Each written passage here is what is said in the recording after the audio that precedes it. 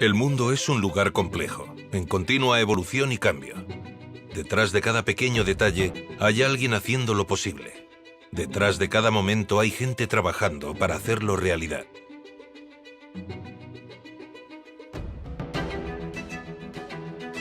En Cogelsa estamos detrás de todos ellos. Trabajamos para que cada negocio pueda llevar a cabo su trabajo de forma eficiente y eficaz.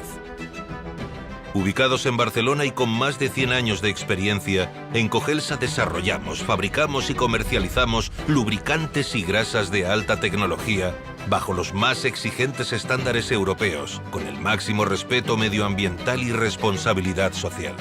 Asesoramos a nuestros clientes para encontrar la solución en lubricación adecuada a sus necesidades, incluso haciendo un seguimiento del rendimiento del producto.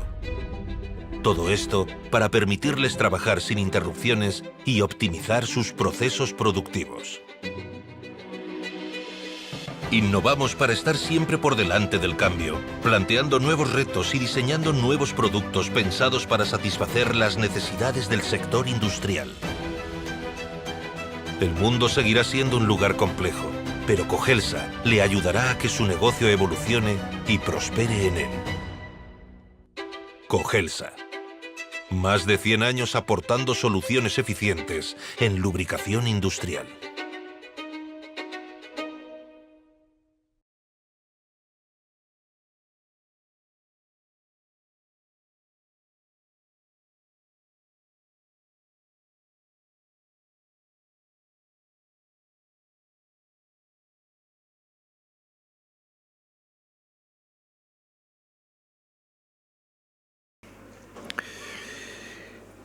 Si recordáis la película Blade Runner, al final, cuando la androide, ella no sabe que es sintética y por tanto piensa que puede tener una vida plenamente humana al lado de Deckard, ¿no? el cazador de androides interpretado por Harrison Ford, al final su jefe ha estado en casa de la androide y no la ha matado. Y le dice, lástima que no podrá vivir, ¿no? Y dice, pero ¿qué es vivir? Como haciendo referencia que incluso el hombre puede tener una vida absolutamente maquinal, ¿no? Y esa pregunta, ¿quién vive?, también nos ayuda a introducir el tema de la inteligencia artificial para ver qué encaje tiene en nuestras vidas, sobre todo en relación con el lema ¿cómo queremos vivir?, ¿no? Vivir anhelando ser como máquinas por la velocidad de procesación de la información, de cálculo, etcétera, o, por otra parte, redescubrir en relación con la inteligencia artificial aquello que nos hace genuinamente humanos. Pues esto es lo que intentaremos ofrecer en este encuentro, en el que, más que dar respuestas, intentaremos poner encima de la mesa las preguntas que surgen de toda esta cuestión de la inteligencia artificial. Agradecemos el patrocinio de este acto a Cogelsa y a la Asociación Universitas. Cogelsa es una empresa que desde hace más de 100 años desarrolla, fabrica y comercializa lubricantes y grasas de alta tecnología bajo los más exigentes estándares europeos, con el máximo respeto medioambiental y responsabilidad social. La Asociación Universitas se fundó en 1997 con el propósito de reunir a profesores universitarios y estudiantes de doctorado de diferentes universidades y áreas de conocimiento. Su objetivo principal es profundizar en el significado de la labor docente e investigadora y brindarse apoyo mutuo para llevar a cabo su trabajo de manera plena y humana. Los miembros de Universitas se reúnen con el propósito de apoyarse mutuamente en la aventura del conocimiento universitario y en su vocación docente e investigadora. También agradecemos a todos vosotros aquí presentes que hacéis posible crecer esta bella historia, que también necesita ser sostenida económicamente. Por ello os invitamos a implicaros en la construcción del PUN, El Bizum para hacer donativo a PUM Barcelona es el 05079. Y en el punto de información os daremos a conocer las diferentes modalidades con las que podéis colaborar con nosotros. Presento brevemente a los ponentes que nos acompañan. Ignacio de la Serna es investigador postdoctoral en el Center of Humans and Machines del Instituto Max Planck de Berlín. Marina Fernández, neuropsicóloga clínica y psicóloga general sanitaria, profesora titular de la Universidad Abat Oliba del CEU, justo aquí al lado. Y Ricardo Mejía, profesor en la Universidad de Filosofía de Cataluña y en la URL, académico en la ISSR de Cambridge. Empezamos, pues, con la primera intervención de Marina Fernández, en que le formulamos dos preguntas para que pueda ayudarnos a comprender qué es la neuropsicología, la neurobiología, y la relación que hay entre las estructuras neuronales y la generación de las imágenes en nuestro cerebro, la memoria, los recuerdos, la toma de decisiones, los sentimientos, es decir, la relación que hay entre la neurobiología, una palabra que puede ser muy ajena a nosotros, y aquello que nos caracteriza como humanos en cuanto a las reacciones de nuestro cuerpo. Y también si efectivamente la educación que recibimos, la experiencia que vivimos día a día, tiene su reflejo en la configuración del cerebro. A veces pensamos que el cerebro es una caja negra de donde entra y sale información, pero también se ve afectado por este proceso. ¿Cómo se articula todo esto?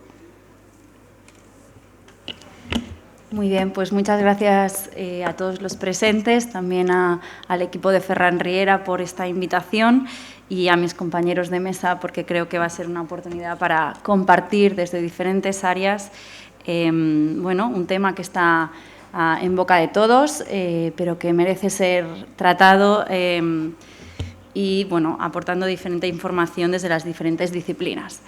Pues bien, como ha dicho mi compañero, yo soy neuropsicóloga y lo primero que me gustaría abordar es qué entendemos por el término de neurociencia o qué sabemos del cerebro, ¿no? Yo pondré un poquito las bases y luego mis compañeros lo van a relacionar con inteligencia artificial, de lo cual yo no soy experta.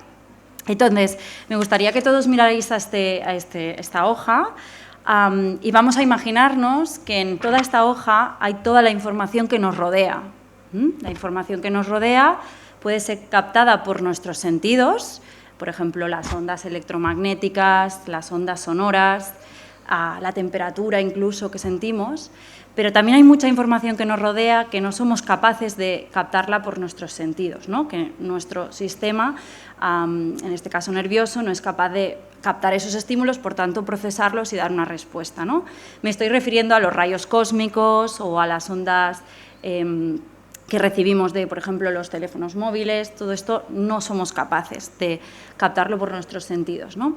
Entonces, cuando nos planteamos la neurociencia en términos del día a día, estaréis conmigo que si yo doblo esta hoja, ¿no?, pues de todo el 100% de la información que nos rodea nos queda el 50%, ¿no? Si lo vuelvo a doblar, estaréis conmigo que hay el 25%, si lo vuelvo a doblar más, 12,5%, y si lo vuelvo a doblar más, ¿no?, vamos a dejarlo en un 5 o 6% de la información. Bien, nuestro cerebro solo es capaz de procesar un 5% de la información que nos rodea.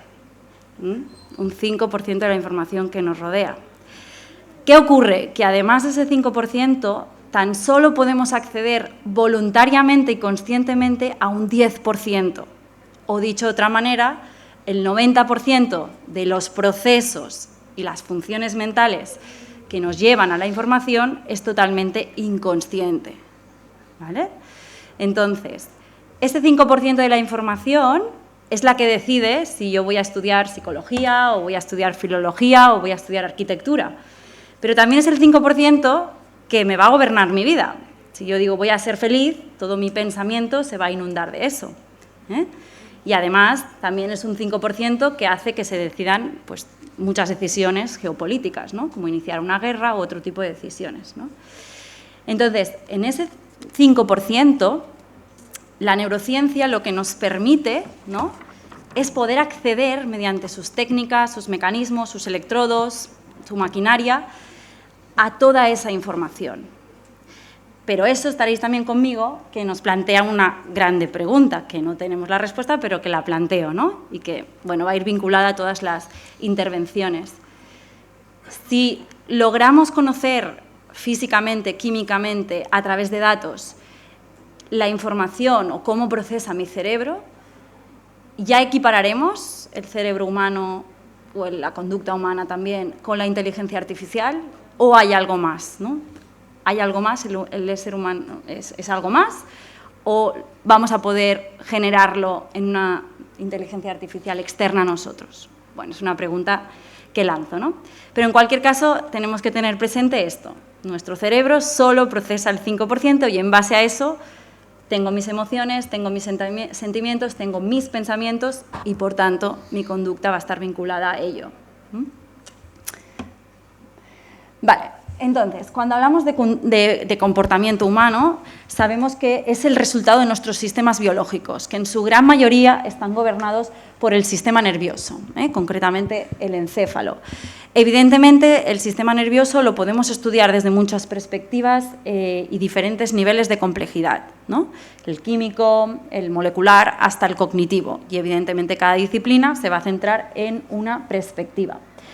Por tanto, todas las conductas y todo lo que queramos reproducir, desde el lenguaje hasta la reflexión humana, es el resultado de la fisiología y la anatomía de nuestro sistema nervioso. Pero, como decía antes, va a tener sus limitaciones, va a tener, o podemos caer en el reduccionismo y, por tanto, esto pues, no interesa, ¿no? Bien, hay algo que tenemos que tener muy claro, ¿no? La función principal de nuestro sistema nervioso, desde la funcionalidad, es desarrollar patrones de comportamiento, es decir, cómo generamos un aprendizaje, cómo memorizamos, cuáles son las reglas del lenguaje, y esto nos permite una relación adaptativa con el medio ambiente, es decir, la supervivencia.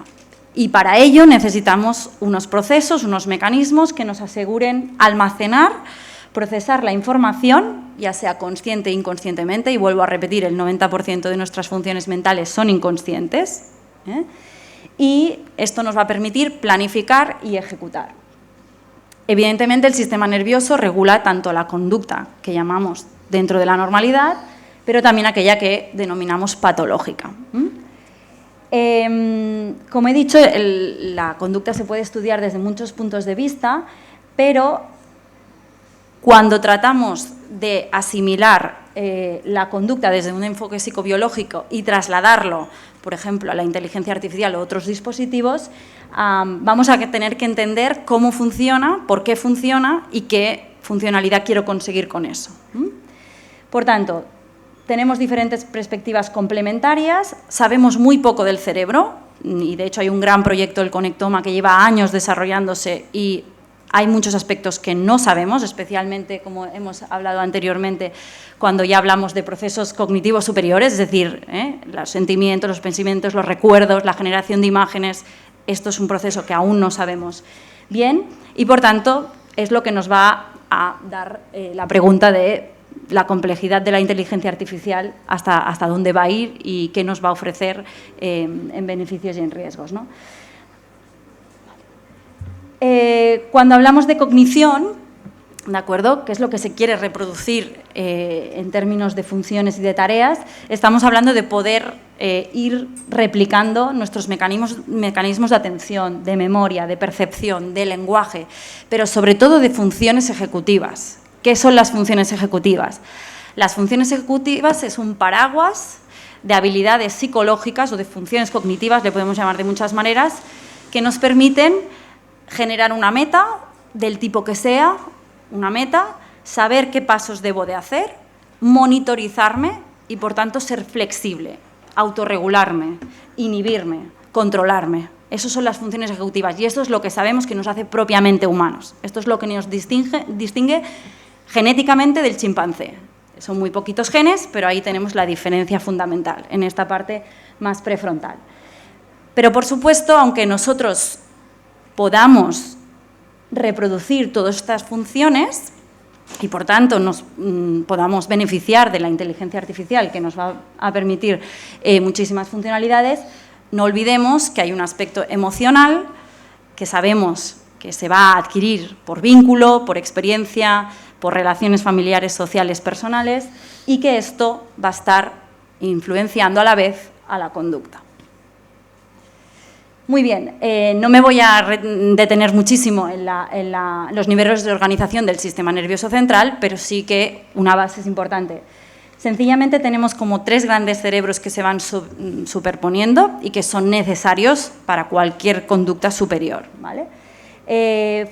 Principalmente, como he dicho antes, la parte prefrontal sería la más anterior, está en lila, ¿sí? la parte anterior, y nuestro cerebro va a tener áreas, neuronas dedicadas al procesamiento más físico y primerenco, ¿no? de la información sensorial, pero también luego vamos a tener aspectos, áreas que se van a dedicar a la identificación, a la discriminación y también a la percepción.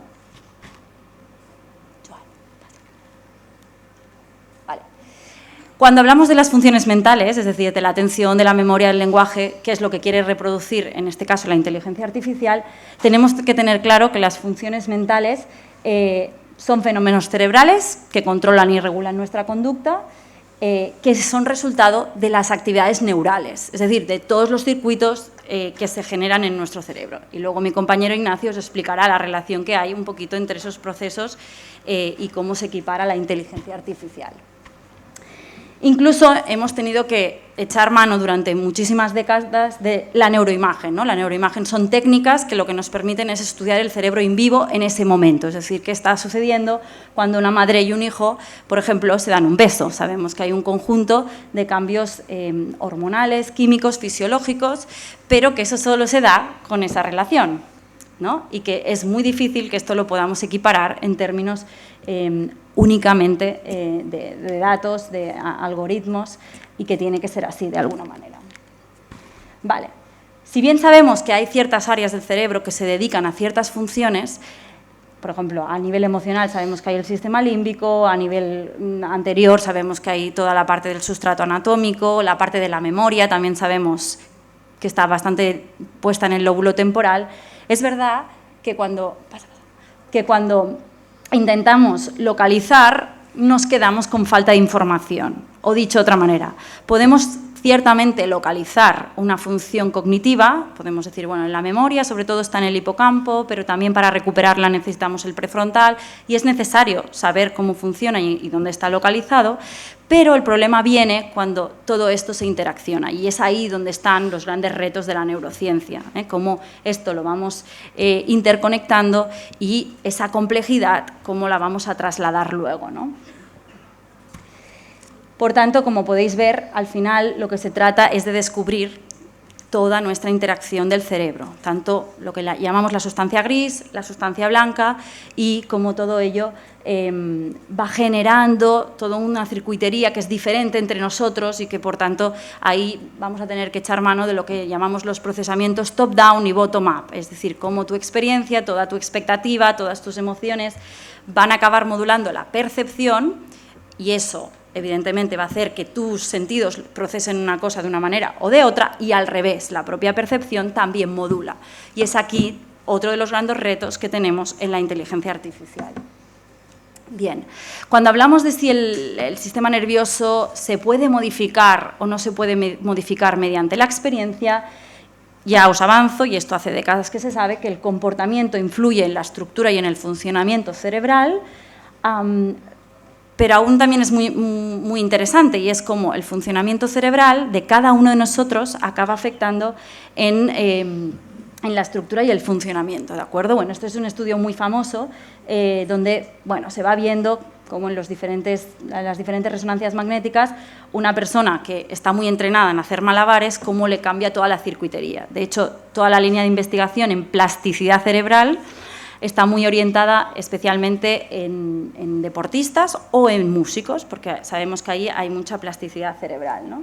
Incluso físicamente, le comentaba antes Ignacio que me preguntaba, lo que son las dendritas, que luego comentará, se van modificando, hay pequeñas espinas dendríticas que decimos, que a más espinas dendríticas, más posibilidades de conexión. Tenemos que pensar que el cerebro está configurado por 10 a la 6 billones con B de neuronas y cada una de las neuronas 30.000 conexiones sinápticas, ¿sí? ¿Qué es lo que cambia de un cerebro a otro? Porque prácticamente la genética es igual para todo el mundo, el genoma humano lo tenemos todos compartidos. Es la experiencia, es el vínculo, es el apego, es toda la parte relacional. Eso es lo que marcará la diferencia de un cerebro de otro. O si lo queremos decir de otra manera, la cantidad de sinapsis y la capacidad que tenga este cerebro de aprender va a estar determinado por todo lo que vayamos acompañando. Por ejemplo, como familia sabemos que toda la experiencia, toda la relación, todos los vínculos que podamos establecer hasta los 6 años y especialmente hasta los 3 es lo que va a determinar cómo ese cerebro se va a desarrollar. Es así. El 80% de las sinapsis que nos van a quedar como adultos están configuradas hasta los 3 años.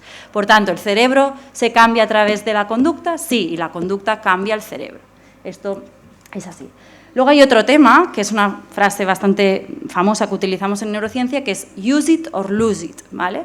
Entonces, cuando una parte del cerebro no se utiliza, se va atrofiando, ¿vale? Entonces, ¿qué pasa? Y especialmente en menores, ¿no? Que es bastante mi tema. Nuestro cerebro se tiene que llenar de trabajo, no de estímulos, ¿sí? Entonces, las herramientas tecnológicas están muy bien, han venido para quedarse y nos ayudan mucho a los adultos, pero al niño hay que vigilar. ¿Por qué? Porque no tiene ese cerebro desarrollado, no se acaba de desarrollar hasta los 24 años, ¿sí? Sobre todo la parte prefrontal, que hemos dicho que es la que nos diferencia del resto de animales. Y, por tanto, aquí habrá que acompañar, habrá que utilizar este tipo de herramientas sabiendo muy bien el cómo y el por qué, sabiendo beneficios y riesgos. Y, por tanto, cada familia decidirá ahí. Perfecto. Bueno, pues yo acabo con una frase que habíamos comentado. La conducta desde un enfoque psicobiológico es un proceso de relación activa con el medio, regulada por los sistemas neurales. Podemos conocer los sistemas neurales, pero la pregunta es, ¿habrá algo más? ¿El ser humano es algo más? Y esta conducta va a permitir al organismo responder a un estímulo externo o interno para adaptarnos, para sobrevivir, ¿sí? Por tanto, yo acabo. Si podemos equiparar el sistema nervioso a fórmulas matemáticas, podremos crear un humano con inteligencia artificial. ¿El humano es eso o hay alguna cosa más? ¿Qué riesgos existen en la aplicación de la inteligencia artificial en un cerebro en desarrollo? ¿Sí? Y quedarían afectadas las habilidades psicológicas, porque una cosa es el neurodesarrollo hasta los 24 años, que ese es el sustrato para que se dé todas las funciones que los estudios van indicando que van bajando, es decir, tolerancia a la frustración, demora de la gratificación, y esto lo sabemos, ¿no? Todos los que somos madres y padres, ¿no? Vamos viendo cómo esto va costando cada vez más, por tanto, es un reto que nos tenemos que plantear. Pues muchísimas gracias a todos los que estáis en la mesa y adelante con la siguiente ponencia.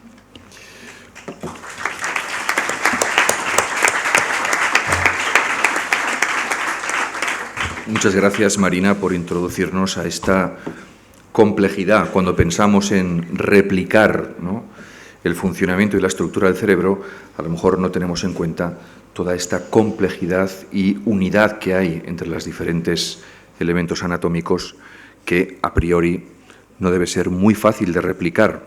Esto nos lo dirá ahora Ignacio, con dos preguntas que le hacemos para introducir su ponencia. Precisamente la primera es cómo se parecen, si se parecen o no, las redes neuronales a la programación que hacemos en una inteligencia artificial y cómo funciona y aprende un modo de lenguaje el que nos ayuda a ver, como por ejemplo en ChatGPT, parece que la máquina, la inteligencia, habla como nosotros, cómo se llega a establecer esta posibilidad. Gracias. Buenos días a todos. Muchas gracias por la invitación. Antes de empezar, quiero aclarar que el término inteligencia artificial es un término muy vasto que abarca un montón de conceptos, ¿no? Como veis aquí, la definición de inteligencia abarca desde capacidad de entender o comprender a tener habilidades o destrezas, experiencia, conocimiento, acto de entender, ¿no?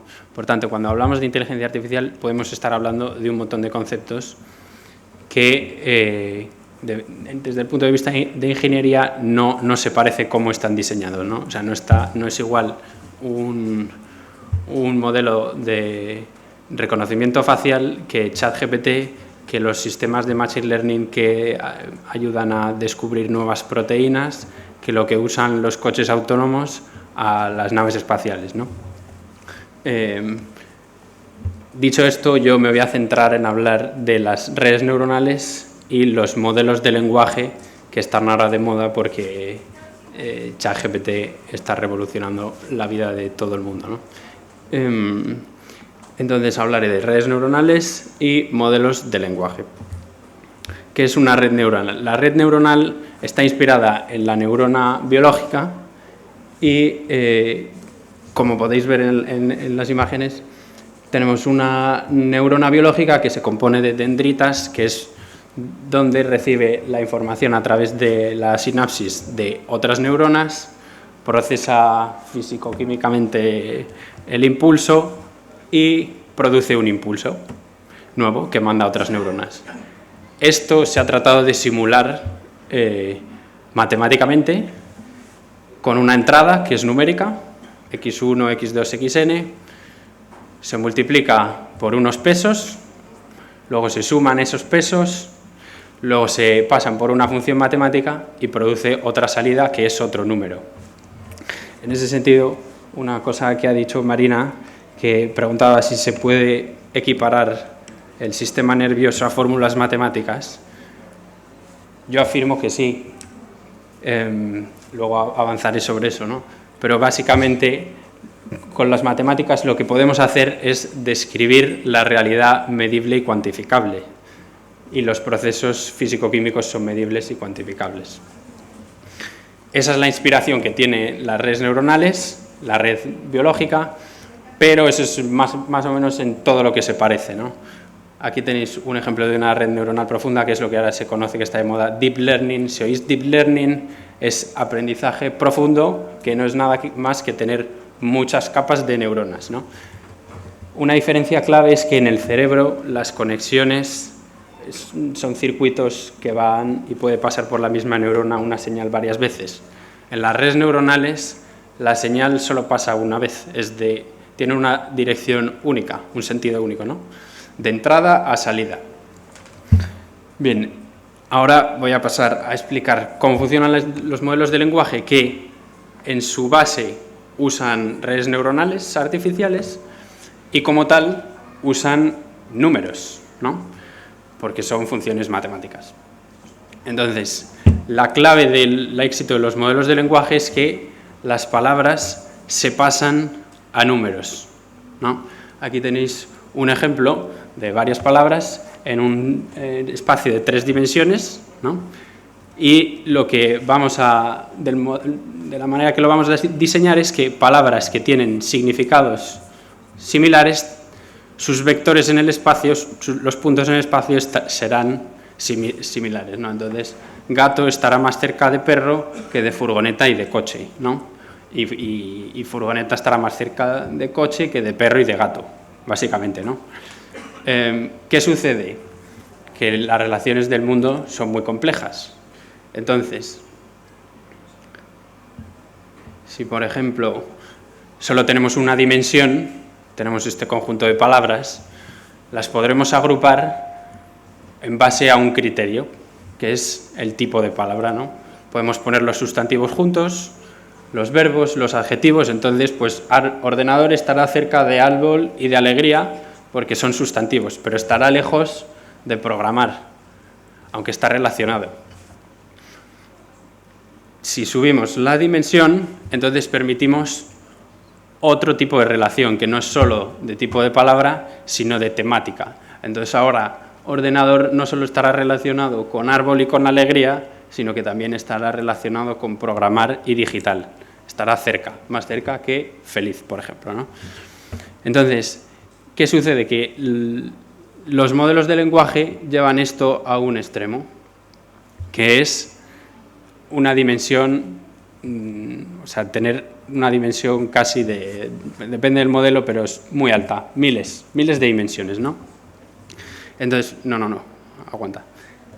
Antes de explicar eso, voy a explicar cómo se pasan las palabras a números. Entonces, primero, una frase la tenemos así, ahora ya puedes pasar.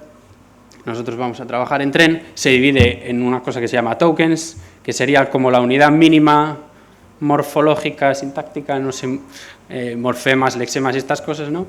Y luego estas unidades mínimas se traducen en números. Aquí en este caso he cogido la palabra trabajo, ¿no? Pero trabajo se dividiría en su raíz, más luego no sé cómo se dice, el morfema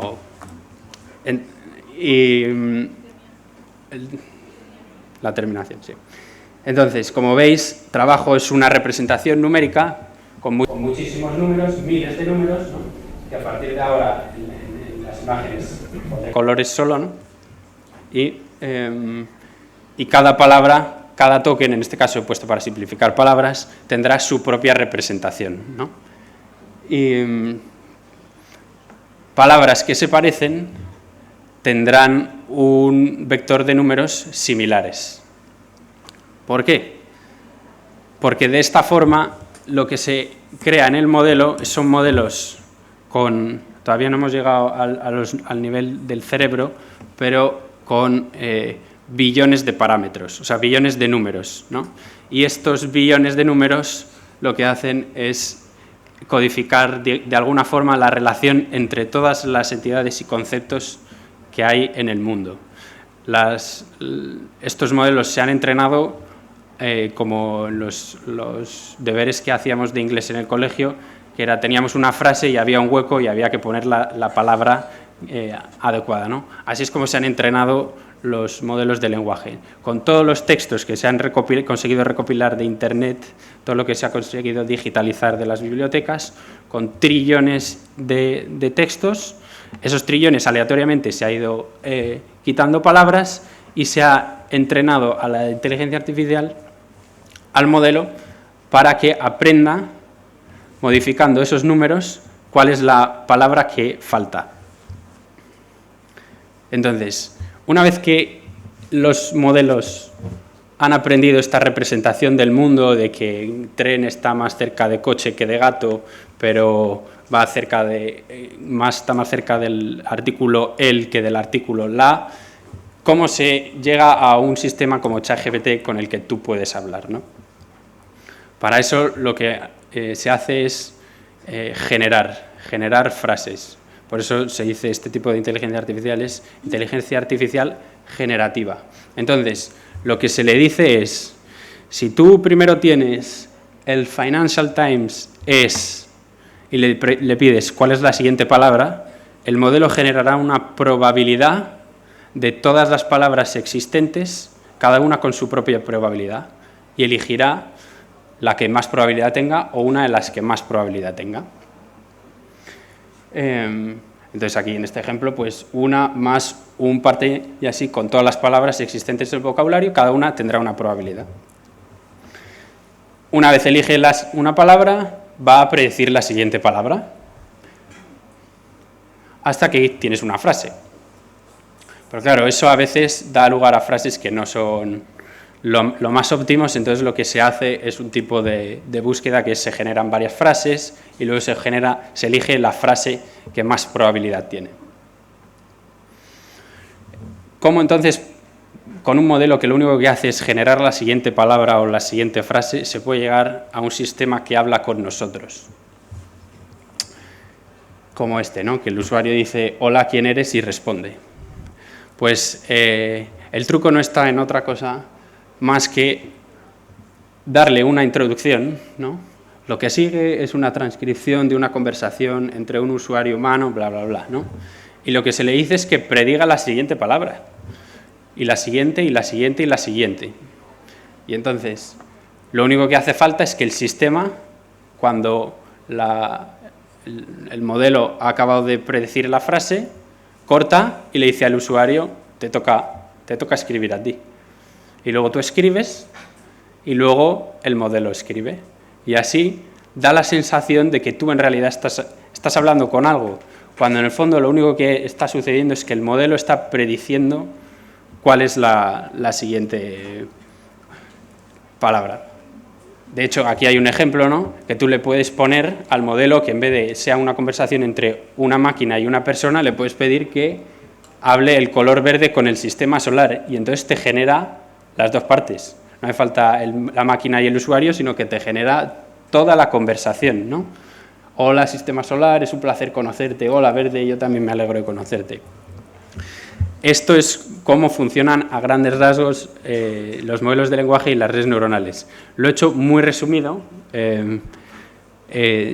Voy a estar aquí 2 días, o sea, hoy y mañana, y si alguien quiere hablar también, hacerme más preguntas sobre esto, no dudéis, estoy encantado de hablar, porque han sido 10 minutos para explicar muy brevemente, introducir qué es esto de la inteligencia artificial, pero tiene muchísimo más.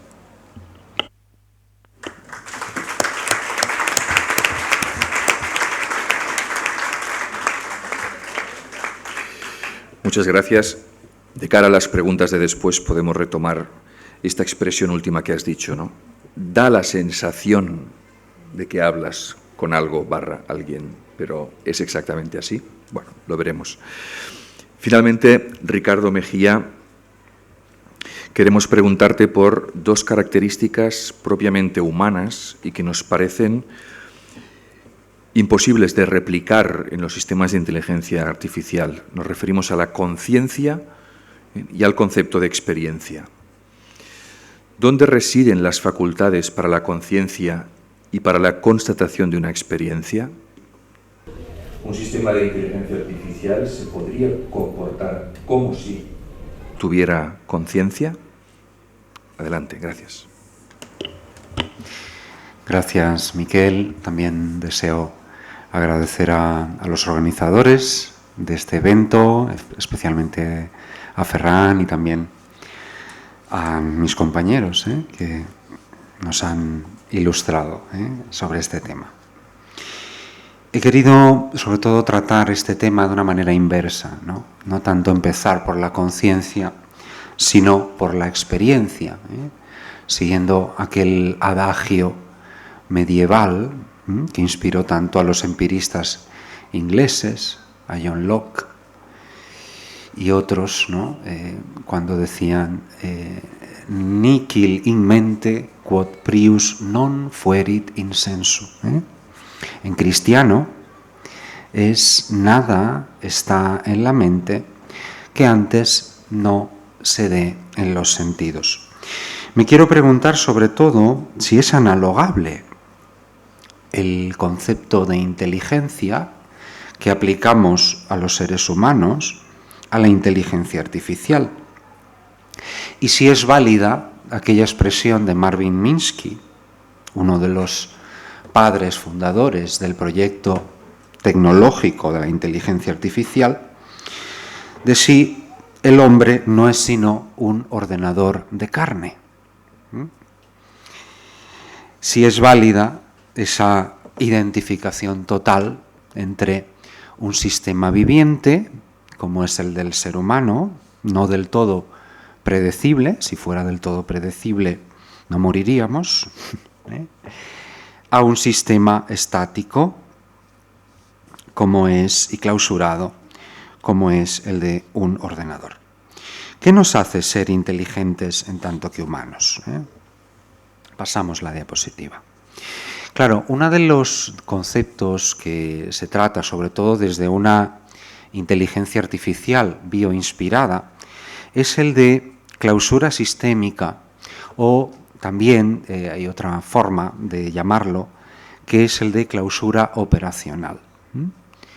Se dice que tanto los humanos como las máquinas están clausurados sistémicamente. Esto significa que el sistema conforma un todo y bueno, según el principio lógico de que el todo es mayor que las partes, ¿no? Y ese todo no es simplemente un conjunto de partes unidas, tiene un nivel. Claro, no basta con la clausura sistémica de la inteligencia artificial.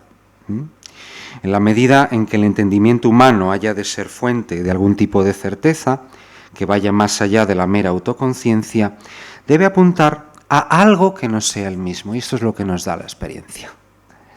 Algo que no es ese sistema. Es, por decirlo de algún modo, lo que abre el sistema, lo que rompe su clausura.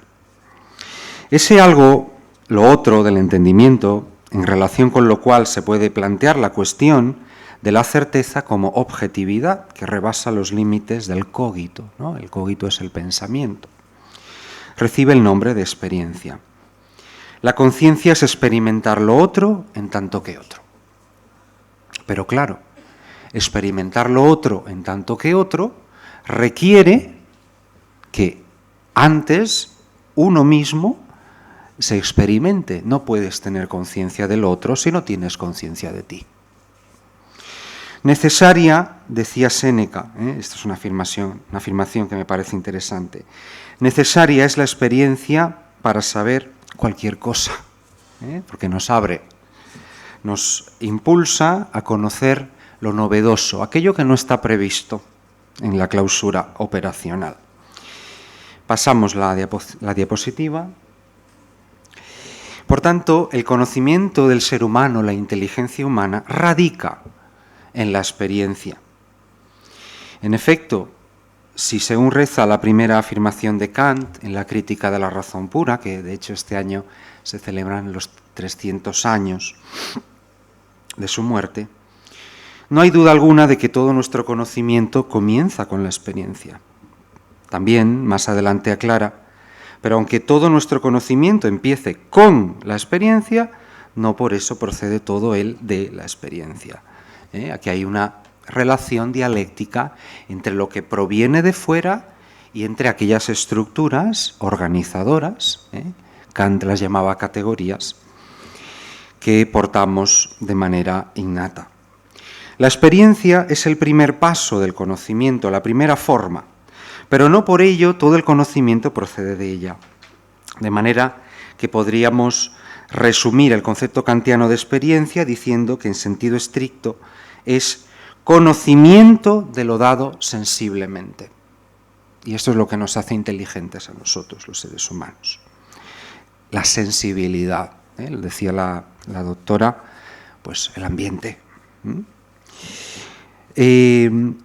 Decía Albert Camus, y es una afirmación que me encanta en este existencialista ateo, no puedes crear la experiencia, debes experimentarla. Pasamos la diapositiva.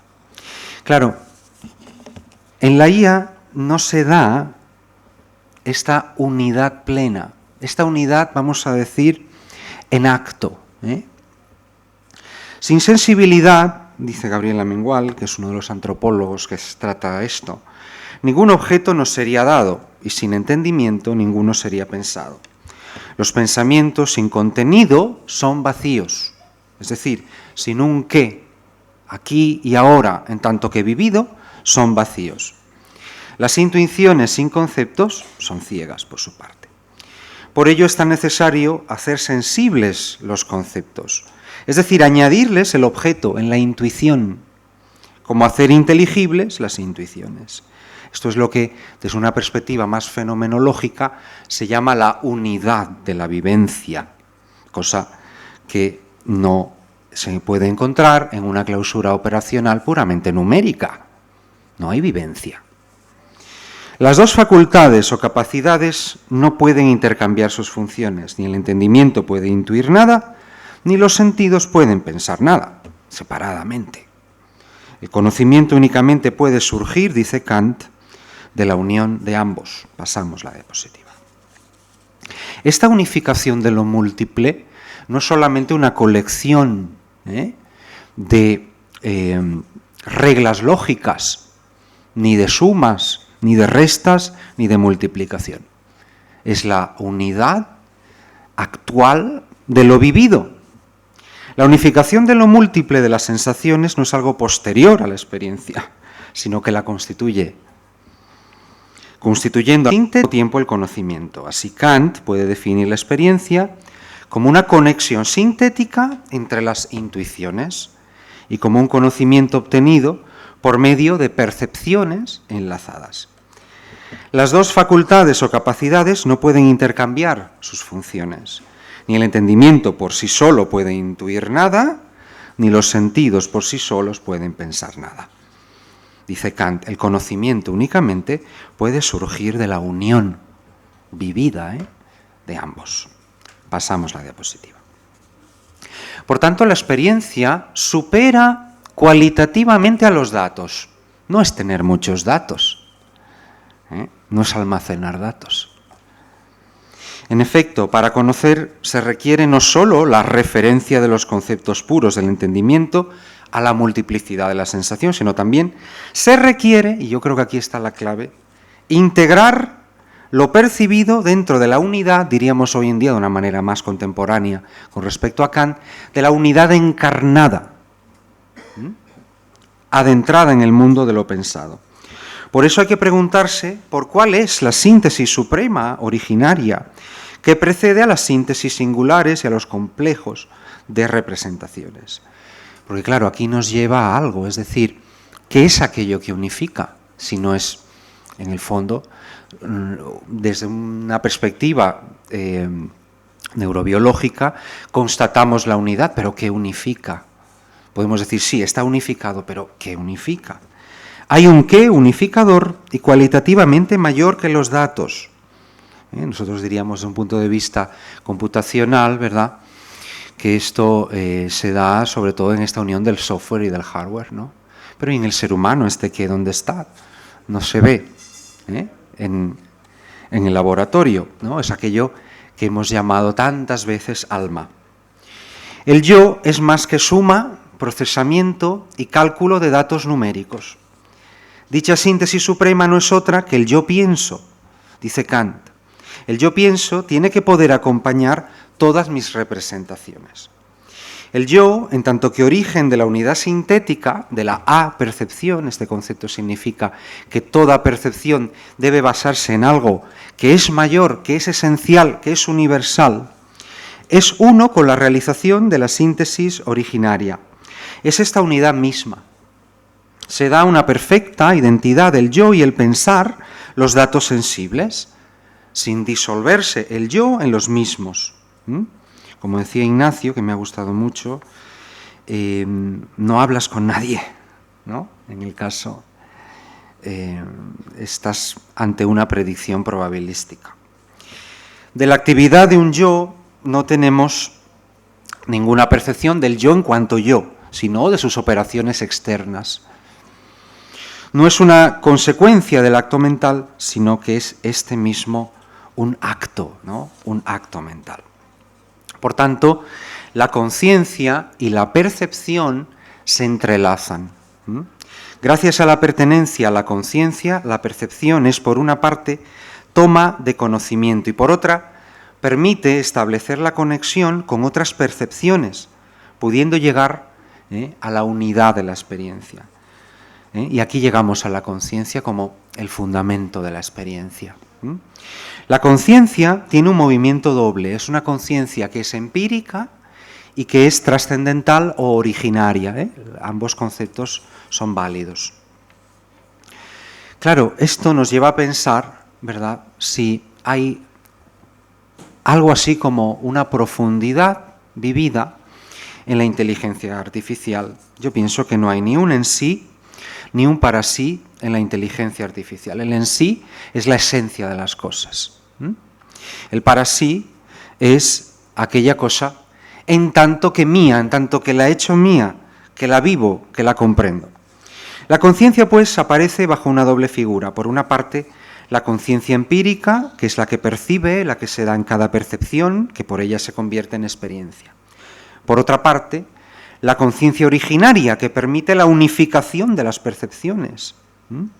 Por tanto, la conciencia empírica de la percepción está fundada en la conciencia originaria, pues lo dado en cada sensación no sería cognoscible como real si de entrada anticipadamente no se le concibiera bajo la categoría de realidad. Las cosas son reales para nosotros.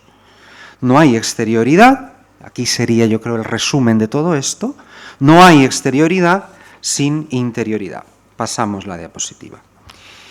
Finalmente, vemos que se podría decir de la inteligencia artificial que estamos ante un mar de datos vacío de ipseidad. Ese es un concepto medieval que lo usaba Santo Tomás de Aquino, por ejemplo. El ipsum es aquello que te identifica, es tu identidad, ¿no? A veces se dice yoidad también. No hay yoidad. La conciencia empírica se halla necesariamente dispersa en una multiplicidad de representaciones que ella acompaña, pero a su vez dichas representaciones son unificadas en su referencia a la conciencia originaria. O sea, ¿qué es la conciencia originaria? Es la conciencia del sí mismo, idéntico, la pura originaria apercepción, bajo cuya unidad sintética trascendental están todas las representaciones propias del yo. La unidad trascendental de la autoconciencia es la condición suprema de toda síntesis de representaciones. Hace posible cualquier representación ínfima de cualquier sentido por cada lado. La experiencia trascendental del sí mismo es el a priori propio de la experiencia en general. Y fijaros, recordando al filósofo de Königsberg, me gusta mucho una anotación suya personal. Él decía, escribía, la experiencia es una percepción que se ha comprendido. No es una almacenar, no es un cálculo ciego. Por tanto, yo creo que una distinción, y con esto acabamos, y pasamos la diapositiva, que es la última, hoy en día de la hermenéutica, que puede ser muy interesante, es la distinción entre explicación y comprensión. De hecho, de manera etimológica, explicar significa desplegar fuera. La inteligencia artificial explica bien, y probad el ChatGPT 4, explica cosas muy bien explicadas. La comprensión implica adentrarse en aquello que estás hablando y saber de qué estás hablando. Finalmente, como siempre, la filosofía, la religión, nos lleva hacia lo inexperimentable. Con ello queda claro que lo que hace posible la experiencia no pertenece exclusivamente a ella, es anterior e independiente de ella. Las disposiciones o estructuras del sujeto que lo hacen capaz de experiencia. ¿Dónde está el autor de la experiencia, verdad? ¿Cuál es? Son estructuras, decía Kant, a priori, que se dan en todo sujeto, vienen dadas por virtud de su propia subjetividad, independientemente de toda experiencia. El principio unificador de la experiencia y, por tanto, constitutivo de ella en su conjunto, es algo anterior e independiente de ella. Es este sujeto trascendental, con sus estructuras. De este modo, finalmente, con esto acabo, el planteamiento más riguroso del problema de la experiencia termina fundando su posibilidad a través de esta posición y de este horizonte de lo inexperimentable. Muchas gracias.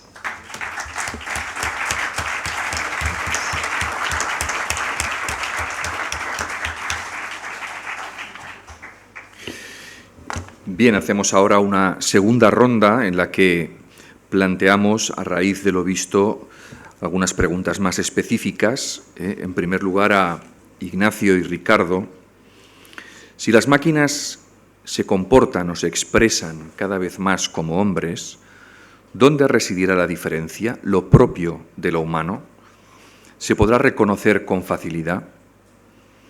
A partir de lo que habéis dicho, puede ayudar esta diferencia que hemos visto entre la posibilidad de decir yo en el hombre, si eso es posible también en la máquina, y sobre todo también esta relación que hemos visto en la primera intervención, donde la estructura, ¿no?, cerebral humana genera una interacción, ¿no?, entre los diferentes elementos del cerebro.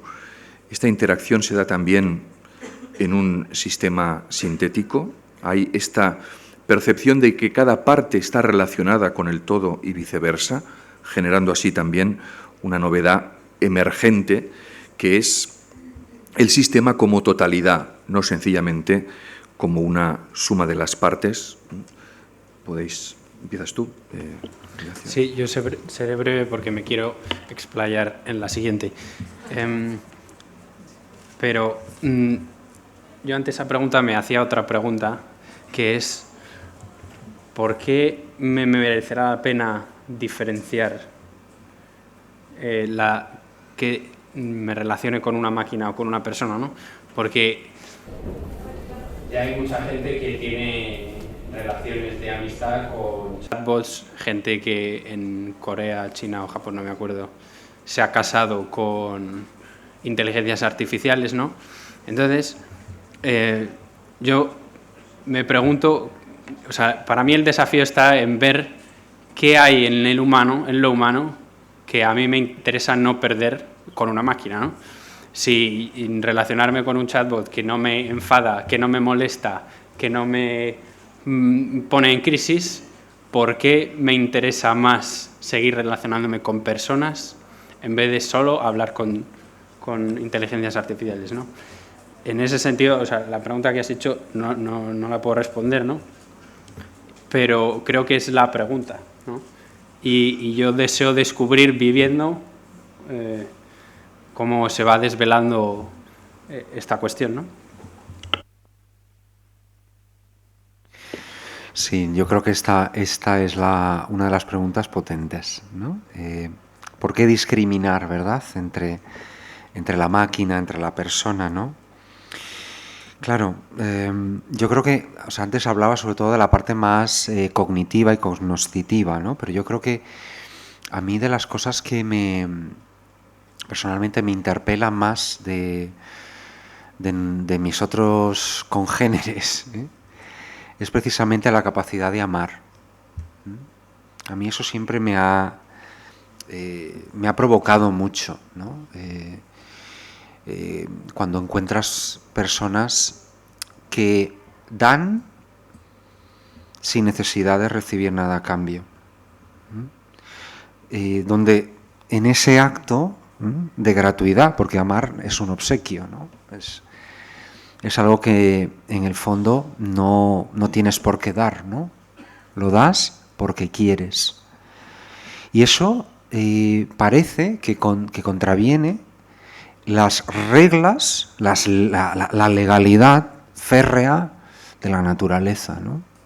Las causas y los efectos, y el conjunto de leyes de la física, ¿no? A mí es algo que me interpela, no digo que sea la respuesta directa, pero ver cómo un ser humano es capaz de tener actos, lo que se dice hoy, oblativos, ¿no? Es decir, de ofrendar su vida, ¿no?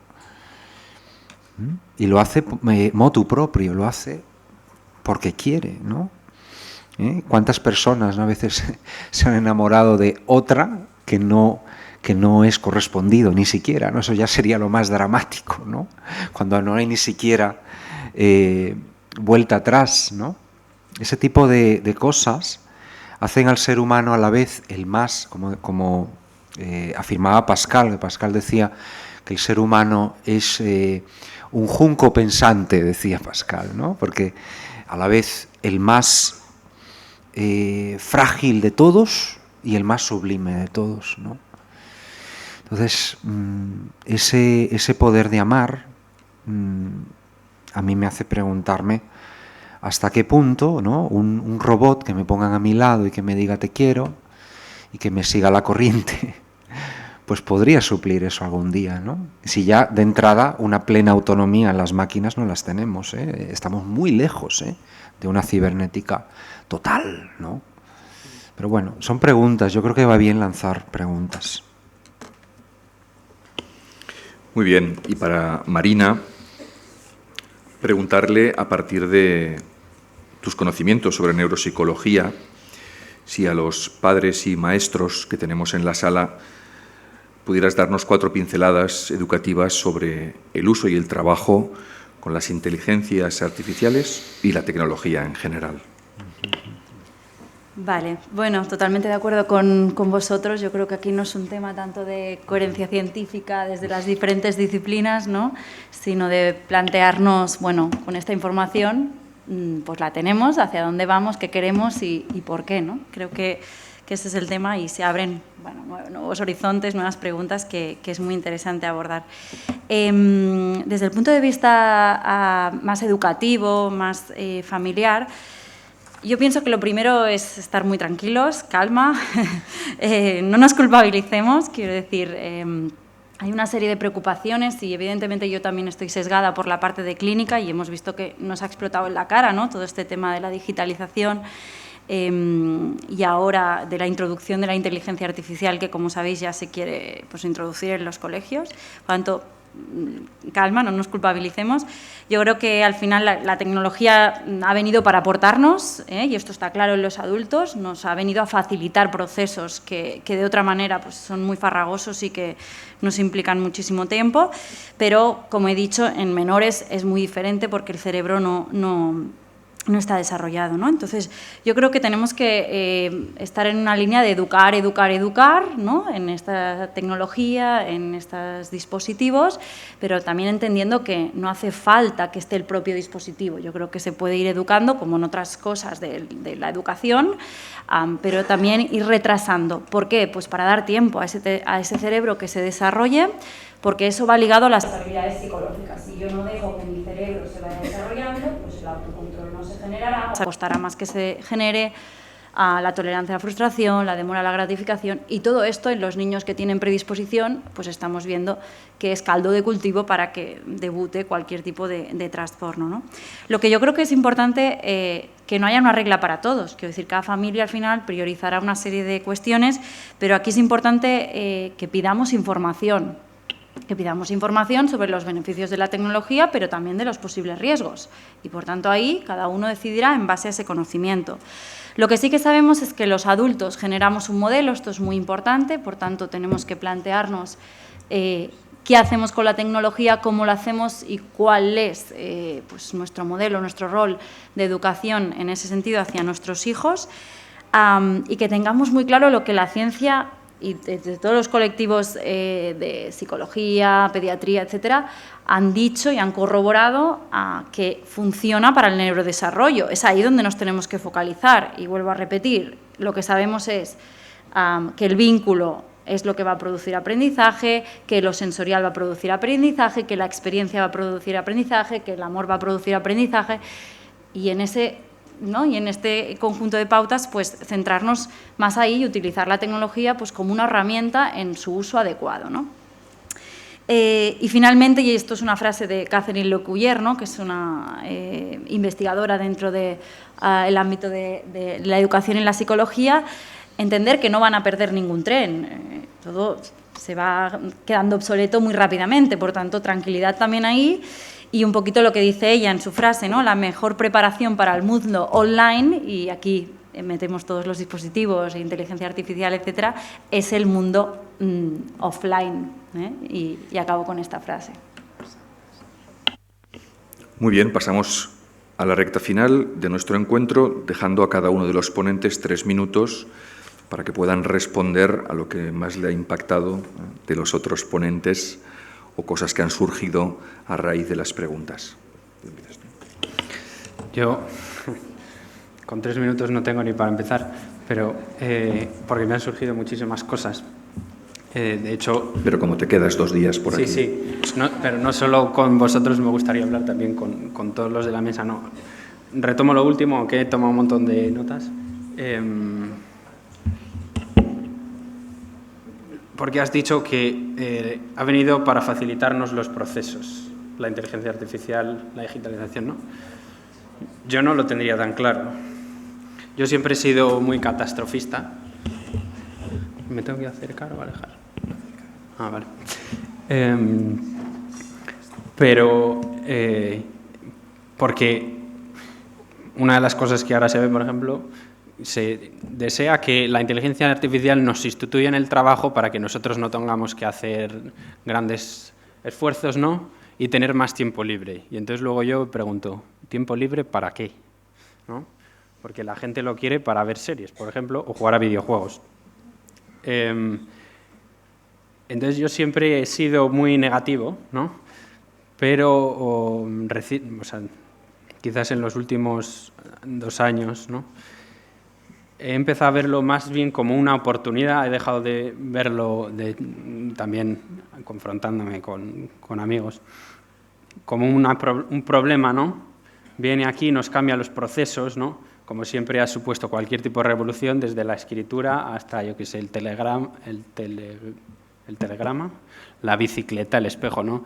Hay una página web que tiene artículos de periódicos de 1700 y pico con todas las noticias sobre inventos que surgían y el miedo que provocaba, ¿no? Y entonces, para mí, está siendo una oportunidad porque pone en crisis precisamente esto. O sea, el hombre, ¿para qué trabaja? ¿Por qué merece la pena relacionarse más con una persona que con un robot? Una persona me pone en crisis. ¿Es eso algo bueno o es algo malo, no? Porque las crisis me hace tener que profundizar e ir a las raíces, ¿no? ¿Por qué merece la pena vivir? Haciendo también alusión al lema del PUT, ¿no? O sea, eso podemos dar una definición también, ¿no? Sobre, o por ejemplo, que decías también, Ricardo, ¿no? Nosotros tenemos alma. Eso ya no es evidente en el mundo de hoy, ¿no? O quizás podemos decir, vale, sí tiene alma, pero eso no significa nada, ¿no?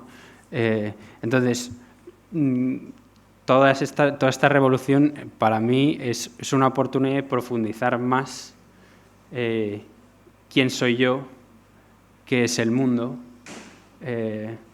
por qué estoy aquí, por qué merece la pena vivir, por qué merece la pena cuando llego a casa no meterme en el mundo virtual e irme a la playa, porque eso sucederá en el futuro. El metaverso es esto, ¿no?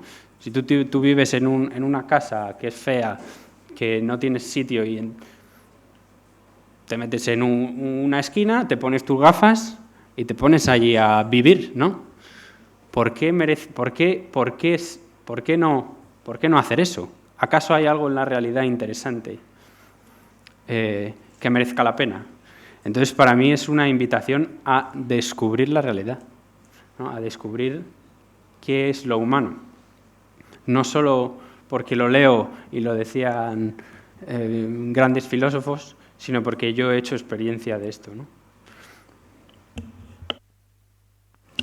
Bueno, muy de acuerdo con lo que comentabas, Ignacio. Bueno, a mí me han quedado varias cositas, bastantes preguntas, ya tendremos tiempo también de discutir, porque creo que también es interesante que podáis aportar aquello que pensáis o aquello que sentís.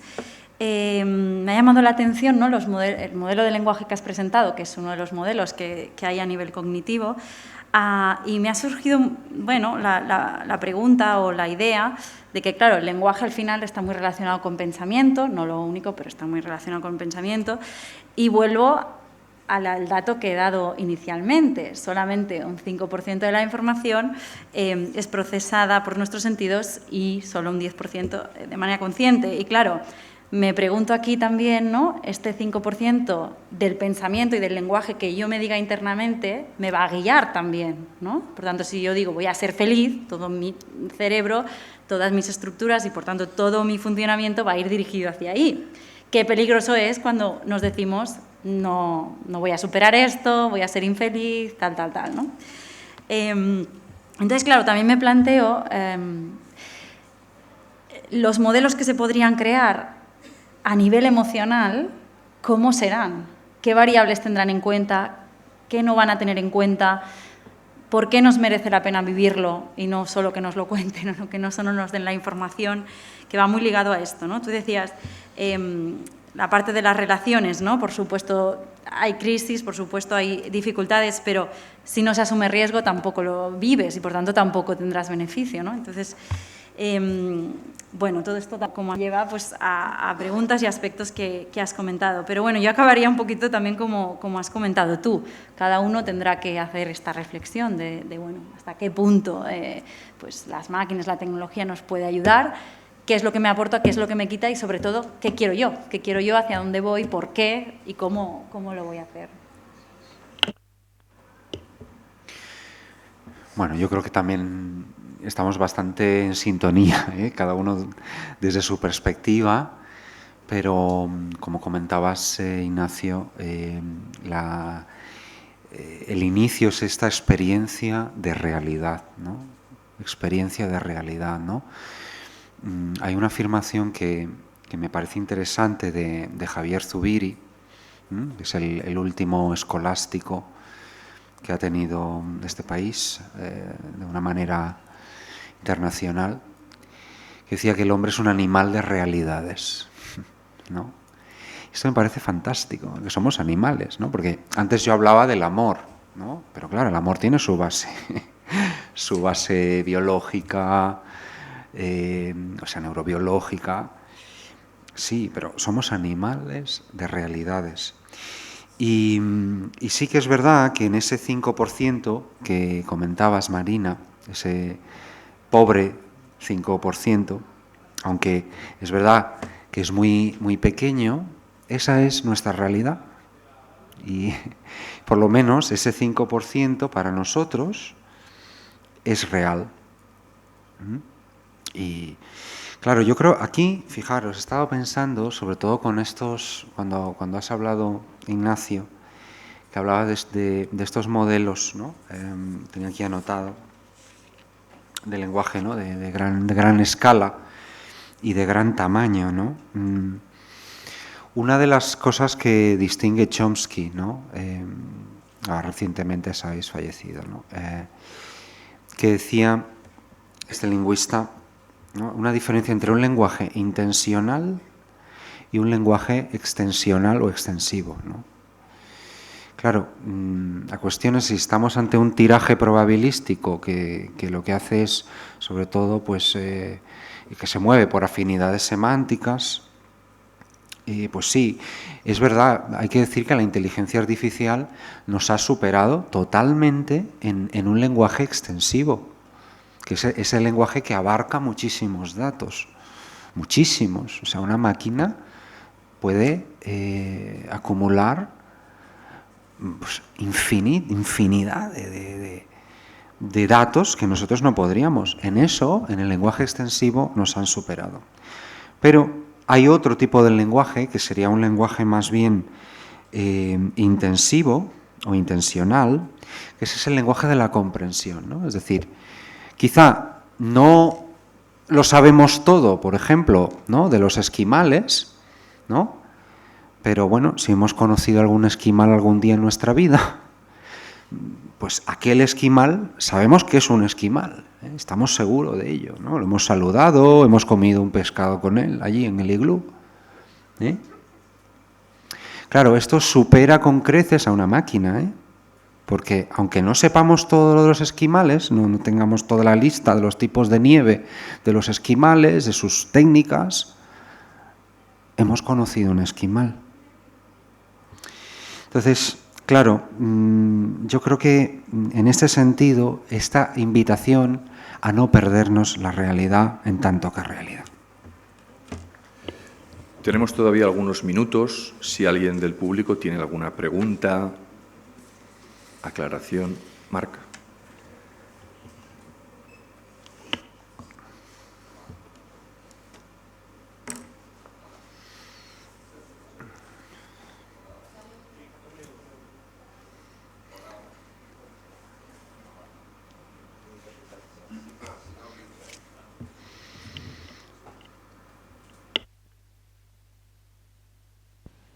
Hola, hola. Bueno, gracias a todos. Yo tengo un par de preguntas que creo que abarcan a los tres, pero bueno, responded quien queráis, como queráis. La primera es, bueno, Marina comentaba el asunto de cómo el cerebro, con base en la experiencia, se va modulando distinto. Luego Ricardo también hacía mención a, bueno, el palabra no lo sabré reproducir, pero básicamente esta conciencia que unitiva y trascendental, ¿no? que da una unidad a lo que entiende y a lo que experimentamos, ¿no? Sensiblemente. Entonces, mi pregunta es, hay una cosa que habéis dicho de alguna forma de pasada, que es la moral, ¿no? Ignacio hacía mención al para qué. Eso también salió ayer. ¿Para qué quieres vivir? ¿No? Es decir, ¿para qué hacemos las cosas? Seguramente tú hablabas de cuando una madre besa a un bebé, qué zonas se activan. Si le pega un bofetón, se activarán otras. Entonces, hay algo dado ahí, ¿no? Hay algo puramente humano, que un niño llora y si no encuentra la respuesta seguirá llorando, ¿no? Entonces, mi pregunta es, como base de lo humano, ¿hay algo ya dado que podamos decir esto es y por tanto de otra forma no podría ser? Es decir, no hay forma de que haciendo el mal uno pueda experimentar placer y podamos asumir eso como humano, ¿no? Aunque sepamos que hay psicópatas y gente que lo hace, ¿no? Pero que exista no quiere decir que sea humano. Precisamente decimos que son psicópatas y enfermos porque no entendemos que eso no ha de ser así, ¿no? Pero también ahora comentabais, está en discusión hasta que tengamos alma, ¿no? Por tanto, ¿qué hay de ahí que podamos ver incluso físicamente? No, es que se activan estas zonas y no otras, y eso es lo puramente humano.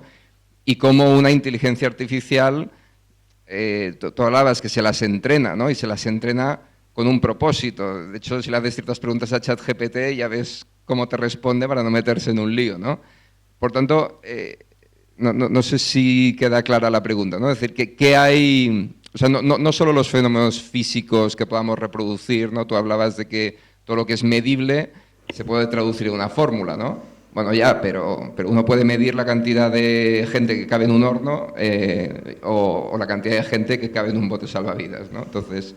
La pregunta exacta, entonces, sintéticamente. Sí, intento aterrizarla. Es decir, si no nos quedamos solo en lo medible, ¿vale?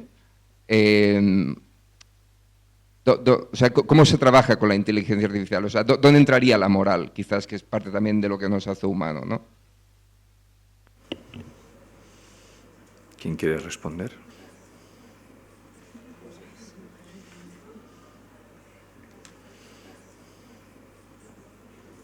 ¿Sí? Venga. Bueno, a ver, es un poco complicado, ¿eh? Yo te contesto un poco desde mi punto de vista neurobiológico. Claro, la inteligencia artificial lo que quiere es equiparar el funcionamiento neuronal como base a una serie de funcionalidades. Entonces, cuando tú decías, hay una serie de conductas que no asumimos o que entendemos que no es adecuada y que como sociedad nos hemos puesto de acuerdo.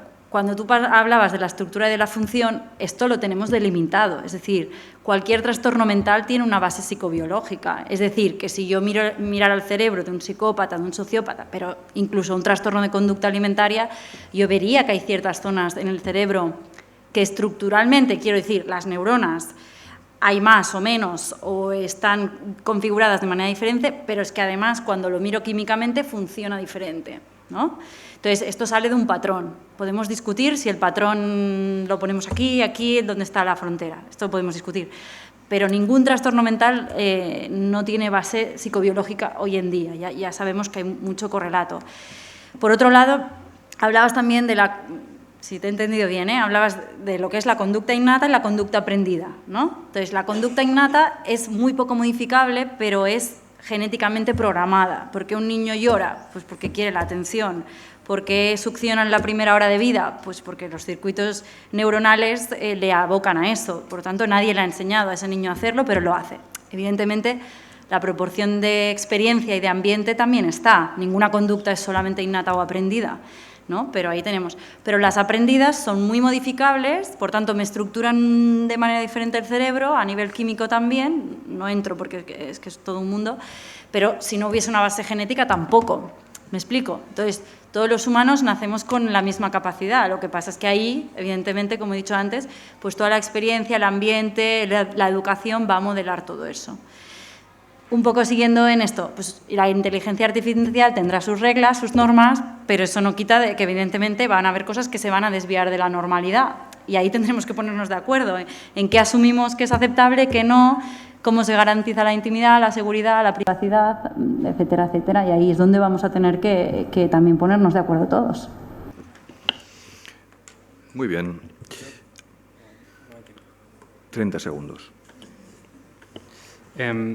Simplemente decir que también cuando ahora tú hablas de que el cerebro se modifica con las experiencias que tenemos o dónde entra la moral.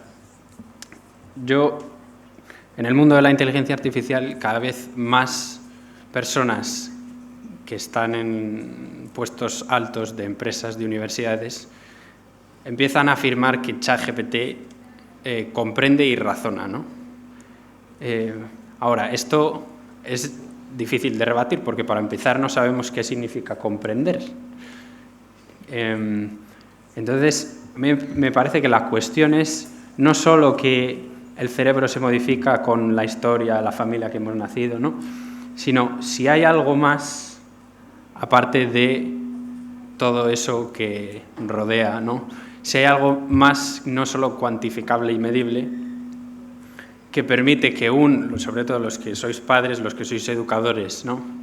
Que permite que una persona no esté determinada, porque si solo miramos a que una persona es lo que le ha sucedido en la historia y cómo ha nacido por su biología, eso quiere decir que habrá niños que cuando están en el colegio están determinados están determinados ya, todos estamos determinados.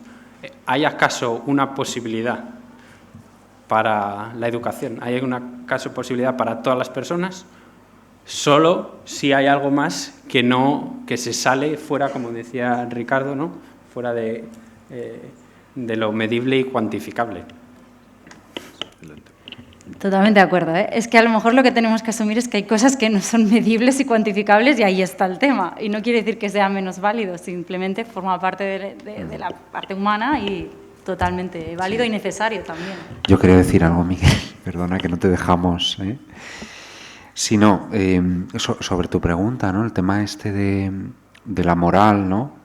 Hace poco estuve leyendo sobre un principio ético para estos sistemas, ¿no? que son ya dinámicos y que generan, ¿no? Pues una información que no estaba, que es el principio ético que se llama de la trazabilidad, ¿no? En cierta manera, hombre, exigir a los programadores, hombre, pues no me des un aparato que me acabe destruyendo, ¿no? Que de alguna forma haya unas garantías para darle un seguimiento, ¿no? Y yo sí que creo, o sea, en el caso del ChatGPT, ¿no? De OpenAI, yo creo que más bien lo que hace es explicar, porque explicar, desde mi punto de vista, es desplegar una información coherente. Es verdad que hay un elemento, ¿verdad? Aleatorio, pero bastante entrenado, pero es desplegar una información coherente pero que no se sabe que se ha desplegado como tal, ¿no? En cambio, comprender es vivir lo real en tanto que real, ¿no? En tanto que mío, ¿no? Yo creo que explica fenomenalmente bien, ¿no? Bien, terminamos citando a Ortega y Gasset, quien tiene una obra titulada Meditación sobre la técnica. Él, evidentemente, no podía imaginar hasta qué punto llegaría hoy la técnica, pero decía que la técnica era todo aquello que podía delegar el hombre, ¿no? Las tareas más arduas, para ser auténticamente hombre. Y para esto, para no quedarse en los videojuegos, hace falta la libertad, como en el tema de la moral que planteaba Marc. En nuestras reuniones previas a este encuentro, cada vez que salía la palabra libertad sabíamos que nos metíamos en un berenjenal. O sea que quizá para el próximo PUN podemos profundizar en esta cuestión de la inteligencia artificial, la moral y la libertad, otra característica aparentemente únicamente humana. Bien, avisos. Recordamos que el próximo encuentro del PUN es hoy por la tarde a las 4 en la sala Luffy, con el título La apuesta, la poesía de Alfonso Brezmes. Y a la misma hora en la sala Robin, Feminidad, diálogos de vida entre mujeres. Agradecemos el patrocinio de este acto a Cogelsa y a la Asociación Universitas y también a vosotros aquí presentes, que hacéis posible crecer esta bella historia y que también necesita ser sostenida económicamente. Podéis hacer un Bizum al número 05079. Y en el punto de información os daremos también a conocer diferentes modalidades, no solo la económica, con la que podéis colaborar con nosotros. Gracias. Bueno.